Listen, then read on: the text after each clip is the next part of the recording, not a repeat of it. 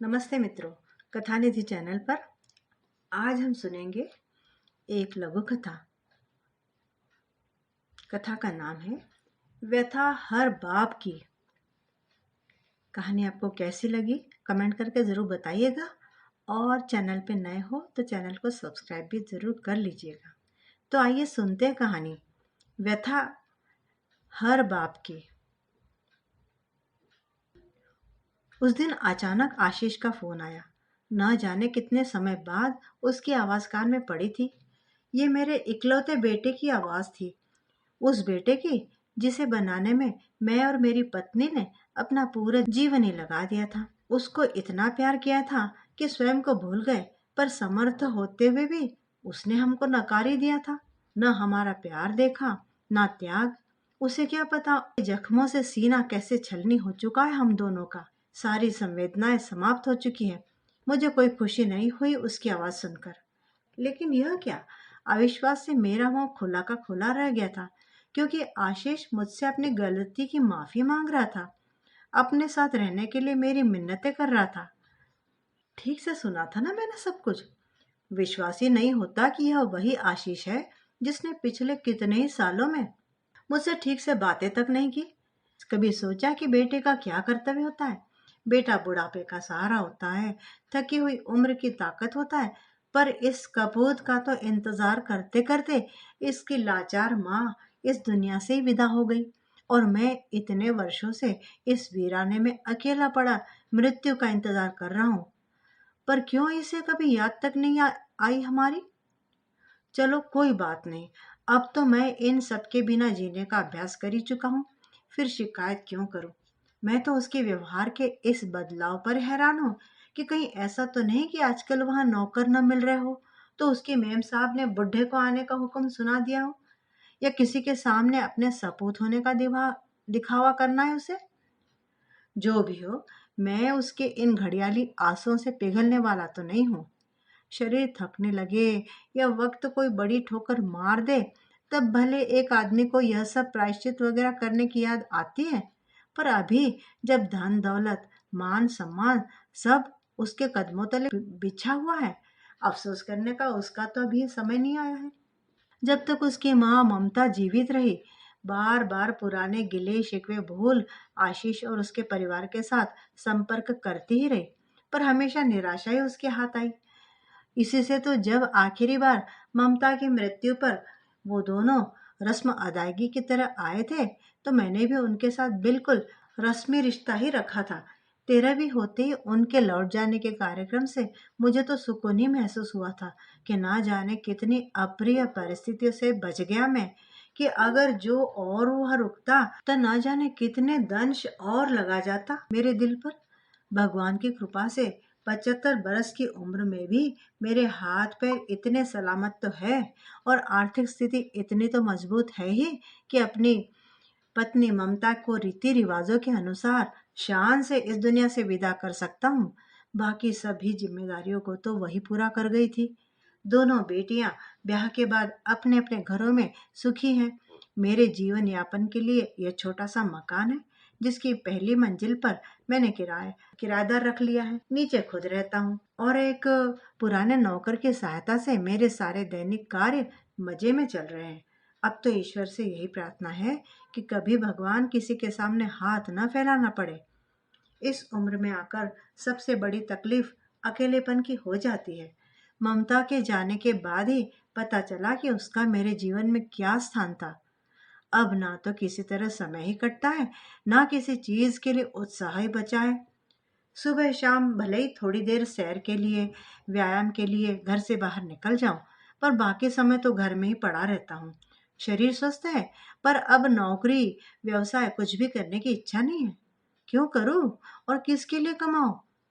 ममता थी तो कभी बेटियों के घर कुछ भेजने को, तो कभी घर गृहस्थी, तो कभी अतिथि सत्कार के लिए उसे पैसे की जरूरत पड़ती रहती थी। पर उसके बाद तो मैंने किसी को बुलाना या कहीं आने जाने का रिश्ता रखा ही नहीं। मानो सबसे एक तरह से वैराग्य ही ले लिया हो। बेटियां ही कभी कभार आ जाती है, पर जैसे जैसे उनके बच्चे बड़े हो रहे हैं, उनका आना जाना घटकर फोन तक सीमित होता जा रहा है। कभी कभी तबीयत कुछ ढीली लगती है तो नौकर के फोन पर डॉक्टर से ना आ जाते हैं। बस वही सुबह और वैसी शामें, कोई भी व्यतिक्रम नहीं। पहले कुछ पढ़ लिख कर समय काट लेता था, पर अब तो पास की नज़र ज्यादा ही कमजोर हो गई है। टेलीविजन मोबाइल से ज्यादा अपने पुराने समय, अपनी ममता को, उसके भोलेपन और उसके सेवा भाव को, जिस पर उसके जीवन काल में कभी ध्यान तक नहीं गया था, उसी को याद करते करते आंखें अनायासी भीग आती हैं। मेरी एक रस दिनचर्या को तोड़ते हुए अचानक एक दिन आशीष स्वयं आ धमका। इस बार मुझे एक अनजाना सा डर महसूस हो रहा था कि क्यों आया है यह क्या करेगा मुझे साथ ले जाकर। इसकी बातों में आकर किसी मुसीबत में तो नहीं पड़ने वाला हूं मैं। जो कभी मुझसे ठीक से बात नहीं करता था, वह आज इतनी अनुनय विनय क्यों कर रहा है? क्या गुजरा है इस बीच इन लोगों के साथ? जरूर कोई स्वार्थ होगा। यह मकान चाहिए, या ये इस छोटे से मकान पर भी इसकी नजर गड़ी है। इसका तो काम बहुत अच्छा चल रहा है, तब भी क्या पैसों की लालच इतनी बढ़ गई है? ऐसे संस्कार तो नहीं दिए थे हमने। कहीं यह तो नहीं सोच रहा कि लड़ झगड़ कर काम नहीं चलेगा तो जहर की गोली को चाशनी में लपेट कर ले आया हो। किसी मुगालते में मत रहना बच्चू। तुम चालाक हो तो मैं तुम्हारा भी बाप हूँ। इस संपत्ति के लिए तुमको मेरे मरने का ही इंतजार करना होगा। मैं तुम्हारी किसी बात में नहीं आने वाला, सुनूंगा तक नहीं। क्यों तुम्हारी दया पर निर्भर रहने के लिए तुम्हारे घर जाऊं? आत्मसम्मान के साथ जीने के इस आखिरी अवलंब को क्यों छोड़ दूं मैं? एक अनजाना भविष्य डरा भी रहा था। कहीं आशीष के समक्ष कमजोर ना पड़ जाऊं मैं, किसी साजिश का शिकार ना हो जाऊं मैं। अपने बेटे पर विश्वास करने के लिए बिल्कुल तैयार नहीं था, अतः इतना क्रूर हो उठा कि उसकी उपस्थिति को ही नकारना शुरू कर दिया मैंने। न उसकी कोई बात सुनी, न उन आंखों में गहराती बेबसी ही मुझे पिघला सकी। चैन की सांस तो मैंने तभी ली जब निराश होकर आशीष लौट गया था। अगले दिन आशीष के कमरे से मुझे अपने नाम एक चिट्ठी मिली। पशुपेश में पड़ गया कि अब इसका क्या करूं। जब कोई संबंध ही नहीं रखना है तो क्या इस चिट्ठी को फाड़ कर फेंक दूं? पर एक बार पढ़ने में भी क्या फर्क पड़ेगा? कुछ उत्सुकता तो मिटेगी कि आखिर कहने क्या आए थे बच्चों। आगे तो सब कुछ मेरी मर्जी से ही होना है। मैं जवाब तक नहीं दूंगा, चाहे कैसी भी मजबूरी बताए, बीमारी या पोते तक का हवाला दे दे। मैं कमजोर नहीं पड़ने वाला। आखिर मेरी किस जरूरत में तुम मेरे काम आए हो आशीष? मुझे अपनी माँ ममता जैसा समझने की भूल मत करना कि जरा सा प्यार तुमने दिखा दिया तो बस पिघल गई, और फिर चाहे सारा दिन खटा ही लो उसको, वह बेचारी मुस्कुराती रहती। तुम्हारी बीवी सज धज कर फूलों की सेज पर बैठी रहती थी और बूढ़ी माँ दौड़ दौड़ कर घर के काम निपटाती थी। यह सब तुम्हें कभी नजर क्यों नहीं आया आशीष? इसीलिए ना कि तुम्हारी नजरों में अपने माता पिता के लिए कोई सम्मान ही नहीं बचा था। सास बहू के झगड़े साधारण तौर पर तब तक तूल नहीं पकड़ते हैं जब तक घर के मर्द उसमें नहीं पड़ते हैं। अपनी पत्नी की बिल्कुल गलत गलत बातों तक के पक्ष में खड़े होकर माँ बाप से सवाल जवाब करने के संस्कार तुम्हें कहाँ से आ गए थे? तुम्हें पालने में आखिर कहाँ गलती हो गई हमसे? कितनी आशाएं लगाई थी हमने तुमसे, पर तुमने सदैव ही मेरे उत्साह पर पानी ही फेरा है।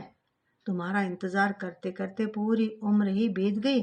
अब तो मैं अकेला इस कमरे में पड़ा तुम लोगों का बचपन याद करने को अभिशप्त हूँ। जब तुम पैदा हुए थे सबसे ज्यादा खुशी मुझे हुई थी। जब तुम्हारे स्कूल का पहले दिन था, अदम्य उत्साह में तुम्हें मैं अपनी गोदी में उठाकर स्कूल तक ले गया था। तुम्हारे सुरक्षित और उज्जवल भविष्य के लिए तन मन धन लगाने की होड़ में हम पति पत्नी अपनी जरूरतों में कटौती करते चले गए थे, पर बदले में हमें क्या मिला?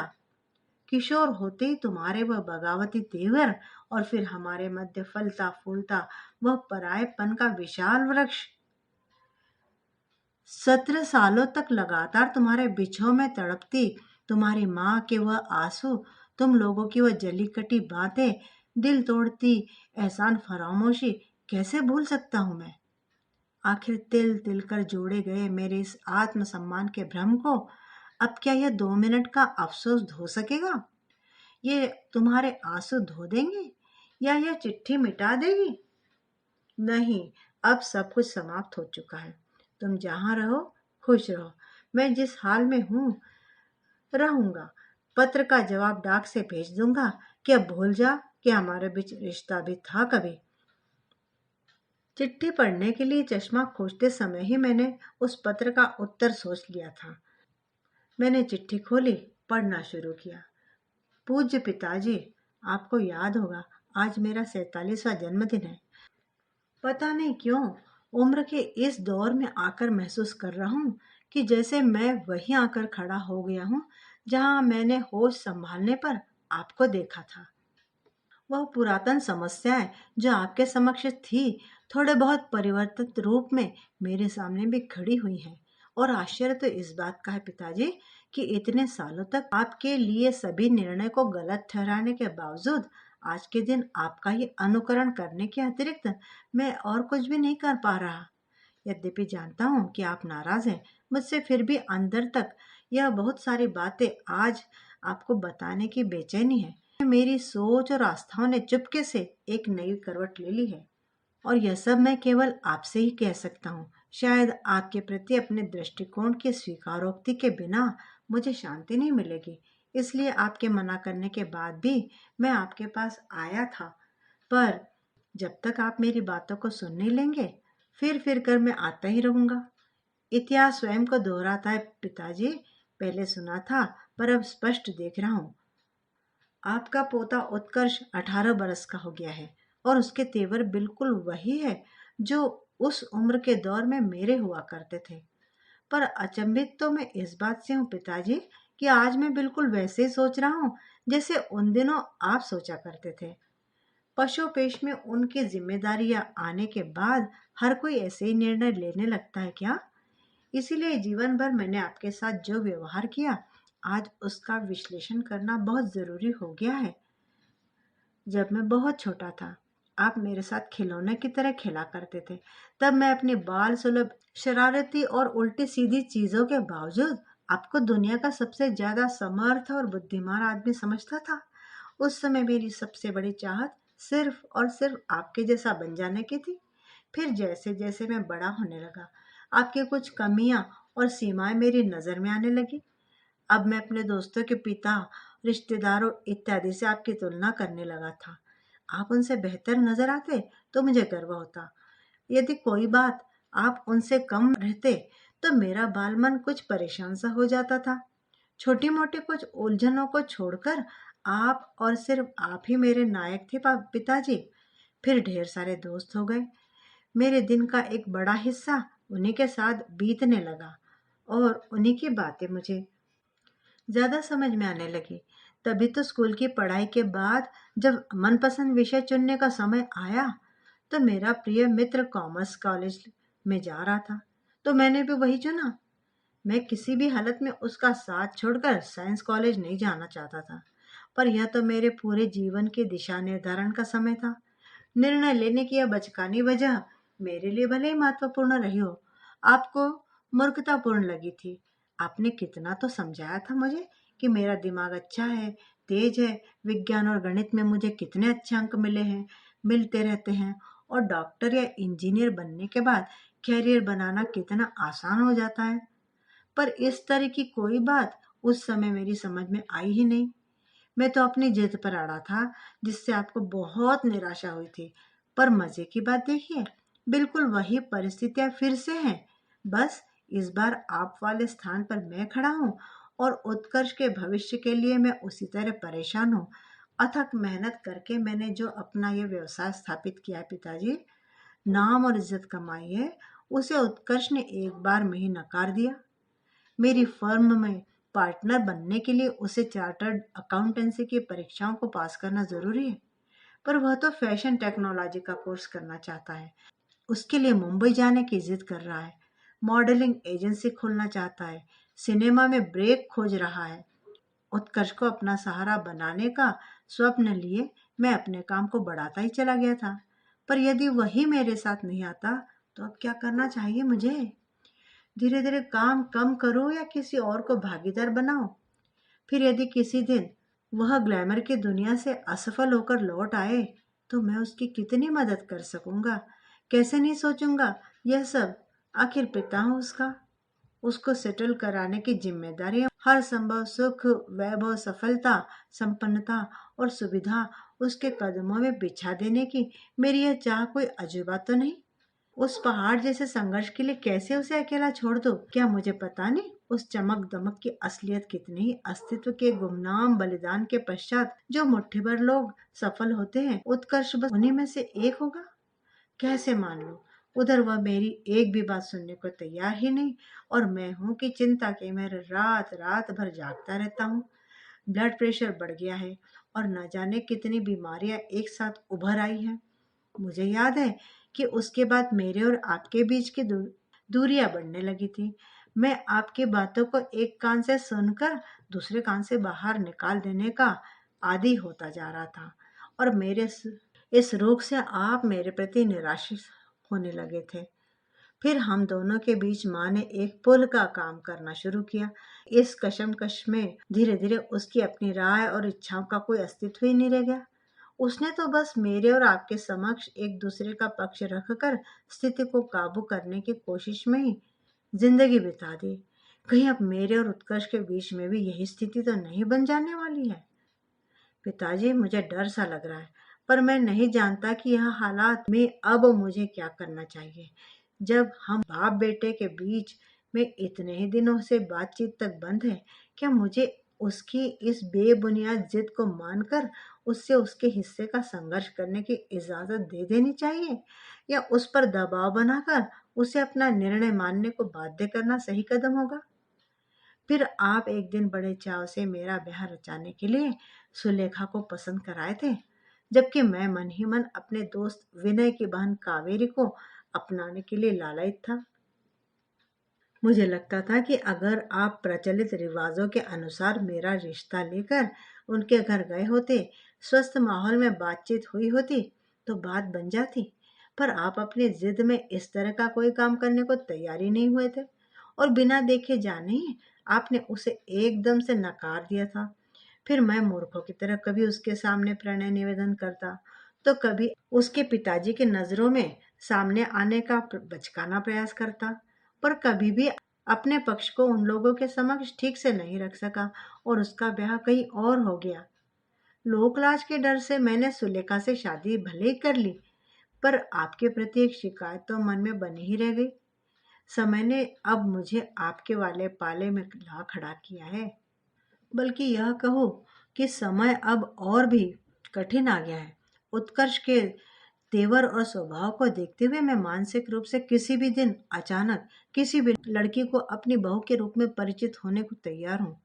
पर सच कहूँ पिताजी, पिछले कुछ सालों से मेरे अंदर अपने समस्त अनुभवों की कसौटी पर अक्सर लाखों में एक चुनकर हीरे की कणी सी खूबसूरत पढ़ी लिखी और मेधावी बहू लाने की बड़ी तमन्ना होने लगी है, जिसके छम छम करने से मेरा आंगन भर जाए और मुस्कुराने से घर खिलखिला उठे। जो बुढ़ापे में हम पति पत्नी को आदर सम्मान दे, उत्कर्ष को जीवन भर खुश रखे और हमारी अगली पीढ़ी को सजाए। आखिर उत्कर्ष हमारा इकलौता बेटा है, तो हमारी हर चाह उसे ही तो पूरी करनी है। शरीर पर कसे हुए आधुनिक कपड़ों में फर्राटेदार अंग्रेजी बोलती है जो लड़कियां दिन भर उत्कर्ष के साथ घूमती फिरती है, मैं इनको पता नहीं क्यों पसंद नहीं कर पाता पिताजी। अपने अधिकारों के लिए सदैव सजग, तीखे तेवर वाली, कुछ हद तक स्वार्थी ये लड़कियां कर्तव्य, त्याग और सहनशीलता की महानता भी समझती होंगी, इसमें तो मुझे शक है। पर यह कुछ एक घर को जीवन भर बांध कर रखने के लिए, परिवार को बनाए रखने के लिए तो जरूरी होता ही है ना। विवाह हो जाने पर इनके यह तेवर बदल जाएंगे, या शुरुआती आकर्षण समाप्त होने पर रोज की लड़ाई झगड़े जीवन की नीति बन जाएंगे। ऐसे ही किसी लड़की के घर जाकर अपने ब्याह की बात चलाने का अनुरोध उत्कर्ष यदि मुझसे करे, तो मुझे क्या करना होगा पिताजी? आपकी तरह अपने निर्णय पर दृढ़ रहना होगा, या उत्कर्ष की हाँ में हाँ मिलानी होगी? फिर सुलेखा के घर में आते ही मेरे और आपके बीच की दूरी एकाएक बढ़ गई थी। इसका पहला कारण तो यही था कि मेरी शादी में सुलेखा के यहाँ से दहेज में आया हुआ सामान और उस पर होने वाली कहासुनी, कपड़ों, गहनों और सामानों के स्तर को लेकर घर में होने वाली वह शिकायतें उलाहने। नई नई शादी हुई थी। घर में रिश्तेदारों परिचितों का आना जाना लगा ही रहता था। हर तरह की बातें होती थी जिन्हें सुलेखा भी सुनती और अपने मायके के विषय में हुई हर नुक्ताचीनी उसके दिल पर चोट करती। और फिर दुखड़ा सुनाने को तो उसे सिर्फ मैं ही मिला करता था। मेरे अंदर उम्रजनित आदर्शवाद था। दहेज के मैं खिलाफ था। और फिर दहेज के लिए बहू को उत्पीड़ित किए जाना मुझे लगने लगा कि आप लोग काफी लालची हैं। मैं तो बिना किसी अपराध के ही अपनी उस सुंदरी पत्नी के सामने बौना पड़ता जा रहा था, जो प्रथम मिलने के बाद से ही मुझे सबसे ज्यादा अपने से लगने लगी थी। शायद प्रकृति ने ही ऐसी व्यवस्था कर दी है। इसमें भला मैं क्या कर सकता हूँ। आप मुझे जोरू का गुलाम कहने लगे थे। पर बताइए, जब मेरा अंतर्मन आपको लालची और मौका परस्त और सुलेखा को सताई हुई भोली भाली लड़की समझने लगा हो, तो आवश्यकता पड़ने पर मैं किसके पक्ष में बोलता। फिर आपने मेरे दहेज में आई हुई राशि से बहनों की शादी में लिए कर्ज चुका दिए। इससे तो सुलेखा को शिकायत होनी ही होनी थी। मैं यह भूल गया कि भाई होने के नाते बहनों के प्रति मेरी क्या जिम्मेदारी थी। और यदि समाज के अंदर इतनी गहरी बैठी हुई इन कुरीतियों को अकेले तोड़ पाना मेरे बस में नहीं था, तो आपको उसके लिए जिम्मेदार ठहराने का भी मुझे कोई हक नहीं था। मैं खुलेआम सुलेखा का पक्ष लेकर आपसे और माँ से जवाब तलब करने लगा। अब लगता है मेरे उस आक्रोश को समर्थन समझने के कारण ही सुलेखा ने कभी आप लोगों को समझने की, आपका सम्मान करने की कोशिश तक नहीं की। और फिर जैसे जैसे मेरा व्यवसाय अच्छा चलने लगा, धन दौलत की ताकत सुलेखा के हाथ में बढ़ने लगी, आप लोग उसे और भी तुच्छ दिखाई देने लगे। क्या वस्तु स्थिति के मूल में सिर्फ मैं ही दोषी था? अपने प्रति आकर्षण को सुलेखा ने मेरी मजबूरी समझ लिया था, या अपने मन की बातों को वह मेरे सम्मुख इस तरह रखना सीख गई थी कि मैं अपना सारा आदर्शवाद लिए उसी के पक्ष में जा सकता। क्या मैं उसकी कठपुतली बन गया था जिसे वह नचा रही थी? जो भी हो, अब अगर यह निर्णय हो भी जाए कि कौन दोषी था, तो कोई फर्क नहीं पड़ने वाला। उस समय तो बिगड़ते हुए रिश्ते और बढ़ती हुई कटुता से बच भागने के लिए एक शांत सहज जिंदगी की तलाश में मैंने शहर बदल लेने का निर्णय ले लिया था। अभी तक तो मुझे न किसी तरह की गलती का एहसास हुआ था और न अफसोस ही हुआ था। हर पिछली घटना के लिए मैं तो आपको ही जिम्मेदार ठहरा कर निश्चिंत था। शायद यह मुझे कभी याद भी ना आता। कुछ खुशी कुछ कम बांटती जिंदगी जैसे तैसे बीत रही थी, बीतती चली जाती। अगर उस दिन अचानक बगल वाले कमरे से बहुत दिनों बाद आपस में मिली सुलेखा और उसकी बहन की वह बातचीत मुझे सुनाई न दे गई होती। अनायास ही तो उसकी दीदी ने कहा था कि तेरी बेटी आस्था बड़ी हो रही है, का दहेज इकट्ठा करना शुरू कर दे। सुलेखा, तू तो बड़ी खर्चीली है, समय पर दिक्कत होने लगेगी। इस पर सुलेखा का जवाब सुनकर मैं भौचक्का सा रह गया था। वह कह रही थी कि हमें तो पहले उत्कर्ष की शादी करनी है और उसकी शादी में जो कुछ भी आएगा वही देकर मैं आस्था को विदा करूंगी। इस बात पर दीदी हंस पड़ी थी और मजाक करते हुए बोली कि लगता है बेटे की शादी में बहुत ढेर सारा दहेज लेने की तैयारी में है तू। और सुलेखा ने उल्टे मुंह जवाब दिया था कि इतना सुंदर और योग्य लड़का है, लूंगी नहीं। 1 करोड़ से कम पर तो बात भी नहीं करूंगी और हर चीज ठोक बजा कर लूंगी मैं भयंकर पसोपेश में पड़ा हूँ पिताजी, कि अगर यही सब सही है, मेरे घर में भी यही होने वाला है और शायद मैं स्वयं भी यही कुछ करने वाला हूँ, तो फिर आप गलत कैसे थे?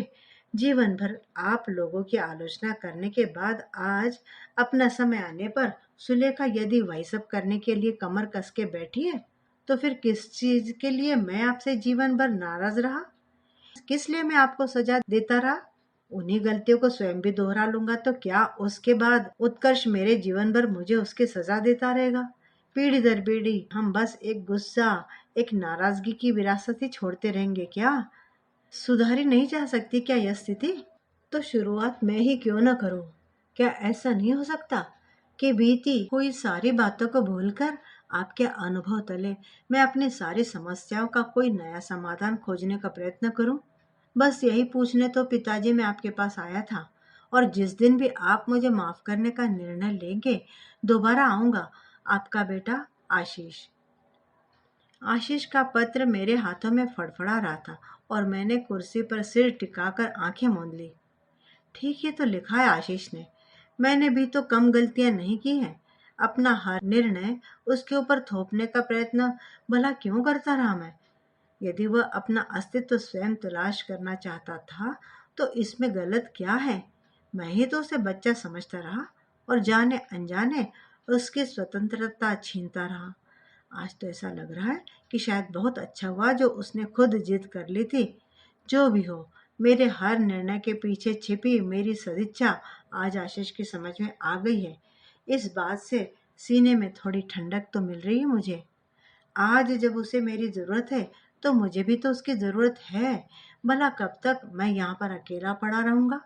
अगर उसने मेरी तरफ कुछ कदम बढ़ाए हैं, तो मुझे भी कुछ कदम बढ़ा ही लेने होंगे और उसका हाथ पकड़ लेना होगा।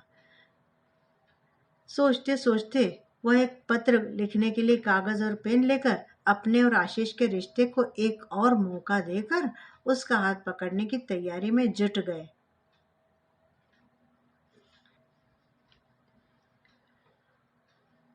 मित्रों, कहानी उम्मीद करती हूँ कि आपको पसंद आई होगी। कमेंट करके ज़रूर बताइएगा। सोचती हूँ कि कहानी में जो वर्णन किया गया है, एक पिता की व्यथा का, हर ज़माने में, हर समय, हर पिता की व्यथा यही रहती है। आपको क्या लगता है? तो चलिए फिर मिलती हूँ दोबारा बढ़िया सी कहानी के साथ। तब तक चैनल को सब्सक्राइब ज़रूर कर लीजिएगा